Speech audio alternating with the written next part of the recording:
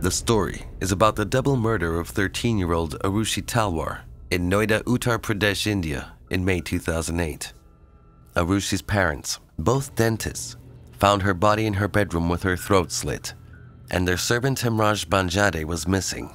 The police failed to secure the crime scene and many people trampled it, destroying evidence. The investigation was complicated, with multiple theories, accusations, and suspects. Despite the lack of conclusive evidence, Aarushi's parents were convicted of the murder and sentenced to life imprisonment in 2013, a decision that's been controversial and debated. Let's investigate this mystery. On May 16, 2008, Rajesh and Nupur Talwar found 13-year-old Aarushi Talwar's body in her bedroom in Noida, Uttar Pradesh, India. Her head and throat were slit. Hemraj disappeared. Who would do that, and why? Aarushi Talwar, born on May 24, 1994, to Dr. Rajesh and Dr. Nupur Talwar, dentists who practice in a clinic they shared with another doctor couple, and at Fortis Hospital, where Rajesh headed the dental department and lectured at the Faculty of Dentistry. Rajesh Talwar worked at his dental college from 8:45 a.m. to 3:30 p.m. before treating patients in his clinic until 8:30 p.m. On May 15, 2008, Nupur treated patients in the clinic from 9 a.m. to 1 p.m. and then picked Aarushi up from school at 1:30 p.m. and returned to their apartment. They were then joined for lunch by their new sister-in-law Ventana, the wife of Rajesh's brother, Dinesh. Nupur and Ventana left after lunch, while Aarushi remained at home. Nupur worked at Fortis Hospital from 4:30 to 7:30 p.m. before returning to their apartment around 7:30. Rajesh arrived home shortly after 9:30 p.m. and was dropped off by his driver, Umesh Sharma. When Umesh arrived at the apartment at 9:40 p.m., after parking the car nearby to hand over Rajesh's bag and the car keys to Hemraj, he saw Nupur and Aarushi at the dining table and Rajesh coming out of his room. He was the last person outside the home to see Aarushi alive after eating. The Talwar household's occurrences between 12 and 6 a.m. are still unknown, but the next morning's happenings are extensively documented. Bharti Mandal, the family's housemaid, rang the apartment doorbell at 6 a.m. on May 16, 2008. Hemraj generally opened the door for Nupur in the morning, as she had only been working for the household for 6 days. Aarushi is lying on her bed with her throat sliced and a school bag over her face. Blood covered the bed. Nupur remained silent while Rajesh screamed in panic. Bharti then pushed the outermost gate, which opened without the key. She entered through the bolted middle door. Rajesh and Nupur wept.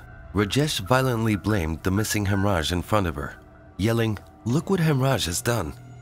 She was then shown Aarushi's body and room by Nupur, but did not enter it, unsure of what to do and how to soothe her.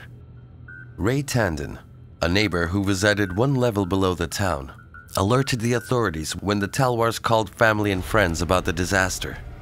The Talwars advised apartment security guard Virendra Singh to call the police. On May 16th, the UP State Police arrived at the house at 6:50 a.m., but the crime scene was shambling. Approximately 20 people were in the living room and Talwar's bedroom, trampling the crime scene and destroying all evidence the police might use. The investigating officer, Dataram Noneria, and the superintendent of police, Mahesh Mishra, led the investigation that day. Still, the state police failed to cordon off the crime scene. They did not ask the additional people to leave immediately, so many people were still roaming the apartment freely around 8 a.m. The outsiders and reporters didn't disturb Aarushi's room, so the forensic team found most of the evidence there. Aarushi's body was found on the bed, covered in a white flannel blanket, with her school bag covering her face. Blood was found on her pillow, bed, walls, floor, and bedroom door, but not on her plush toys, school bag, or pink pillow, indicating that they were placed there after her murder. Talwar pharmacist Vikas Sethi stated that he and 3 others wanted to dump the mattress's remaining piece on the terrace, but Rajesh wouldn't give them the key. He left for a while and then said he couldn't find the key. Since they didn't want to break the door, they put the mattress on the balcony. Aarushi's body was brought home at 1 p.m. on May 16th and laid on ice in the living room before being cremated at 4 p.m. On the same day, after the police confirmed that the body was not needed for further examination, according to the Talwars, who was later accused of rushing to cremate the body because it was decomposing fast and the family elders were pushing for cremation. The police alleged that Talwar workers were hurried. KK said before the CBI court in 2012 that Chaudhry had instructed him to remove sexual assault statements from the post-mortem report, but he refused. Mishra sent Dataram to the flat to visit the crime scene. Dataram broke the terrace lock and the group entered for the first time since the murder. They initially observed bloody track marks and a body in a pool of blood. Nupur thought bringing Aarushi's ashes into the house was unlucky. Rajesh ran upstairs to identify the body and informed the cops he wasn't sure if it was Hemraj due to the injuries and decomposition. Once Hemraj's friend identified the body as his, Rajesh and Nupur returned to Haridwar to immerse their daughter's ashes. Dr. Naresh Raj autopsied that night. Hemraj, from Darapani village in Nepal's Agaranchi district, was recommended to the Talwars by a friend. He transferred money to his family in Nepal. On May 17th and 18th, investigating officer Dataram Nonaria and Superintendent of Police Mahesh Mishra were reassigned, affecting the investigation's perspective. Aarushi and Hemraj's autopsies helped detectives form theories. Arushi's forehead above the left eye was bluntly injured, causing a deep cut and a blood clot in her brain. Her neck incision was 5 by 2.5 inches.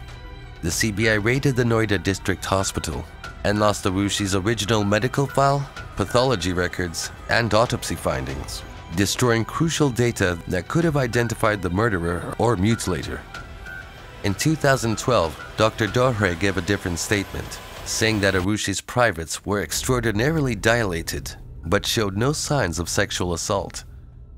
He also said that her vaginal orifice was unduly large. The mouth of her cervix was visible, and the kind of white discharge was only in the vagina when it should have spread to the entire area. He didn't mention that after being found almost 2 days after he was killed, Hemraj's body provided much less evidence upon autopsy due to decomposition. Still, from an analysis of the terrace and the rest of the apartment, police were able to determine that his blood was only on the terrace, indicating that he was killed there.